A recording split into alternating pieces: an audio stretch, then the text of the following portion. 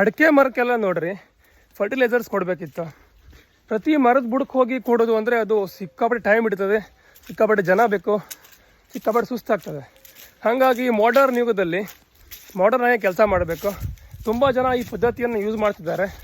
ನಾನು ಕೂಡ ಅದನ್ನು ಸಕ್ಸಸ್ ಆಗಿ ಮಾಡ್ತಿದ್ದೆ. ಅದನ್ನು ತೋರಿಸ್ತಾ ಬರ್ರಿ ನಿಮಗೆ. ಇಲ್ಲಿ ನೋಡಿ, ಇಲ್ಲೇ ನೀರು ಬರ್ತುಂಟಲ್ಲ ಡ್ರಿಪ್ಪಲ್ಲಿ. ಇದು ಬರೀ ನೀರು ಮಾತ್ರ ಅಲ್ಲ, ಜೊತೆಗೆ ಇದು ಗೊಬ್ಬರ ಕೂಡ ತೊಗೊಂಡು ಬರ್ತುಂಟು. ಅದು ಯಾವ ರೀತಿ ತೊಗೊಬರ್ತುಂಟು ಅಂತ ನಿಮಗೆ ತೋರಿಸ್ತಾ ಬರ್ರಿ. ಇಲ್ಲಿ ನೋಡಿ, ಒಂದು ಬ್ಯಾರಲಲ್ಲಿ ಈ ಥರ ಎಲ್ಲ ಮಿಕ್ಸ್ ಮಾಡಿಕೊಂಡು ನೀರಲ್ಲಿ, ಇನ್ನೊಂದರಲ್ಲಿ ಈ ಥರ 90% ಶೇಡಿನ ಒಂದು ಶೇಡ್ನೆಟ್ ಯೂಸ್ ಮಾಡಿದ್ದೆ ಇದನ್ನು ಕಾಣಿಸ್ಲಿಕ್ಕೆ. ಹಾಗೆ ಇಲ್ಲಿ ನೋಡಿ, ಹಿಂಗೆ ಹಾಕಿಟ್ಬಿಟ್ರೆ ಆಯಿತು. ಇದೊಂದು ಸಣ್ಣ ಅರ್ಧ HP ಪಂಪ್ ಅಷ್ಟೇ. ಇದನ್ನು ತೊಗೊಂಡು ಬಂದು ಸೀದಾ ಇಲ್ಲಿ ನೋಡಿ ಈ ಥರ ಒಂದು ಟೀ ಹಾಕಿ ಜಾಯಿಂಟ್ ಮಾಡಿಬಿಟ್ಟಿದ್ದೆ ಅಷ್ಟೇ. ವೆರಿ ಸಿಂಪಲ್ ಸೆಟಪ್ಪು ನೋಡಿ, ಆರಾಮಾಗಿ ಹೋಗ್ತಾ ಉಂಟು. ಯಾವ ಮರದ ಹತ್ರ ಹೋಗೋದು ಬೇಡ, ಏನು ಬೇಡ.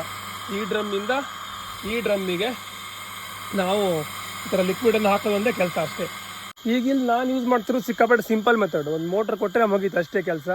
ತುಂಬ ಜನ ವೆಂಚೂರ್ ಯೂಸ್ ಮಾಡ್ತಾರೆ, ಬಟ್ ನಾನು ಯೂಸ್ ಮಾಡ್ತಿಲ್ಲ. ಒಂದು ಮನೇಲಿ ಒಂದು ಇತ್ತು ಮೋಟ್ರ್, ಹಾಗಾಗಿ ಅದನ್ನು ಯೂಸ್ ಮಾಡಿಕೊಂಡೆ ಅಷ್ಟೇ. ನೀವು ಯಾವ್ದು ಬೇಕೋ ಅದನ್ನು ಯೂಸ್ ಮಾಡ್ಬೋದು ಆರಾಮಾಗಿ. ಮಸ್ತ್ ಆಗ್ತದೆ ಕೆಲ್ಸಕ್ಕೆ ಮಾತ್ರ.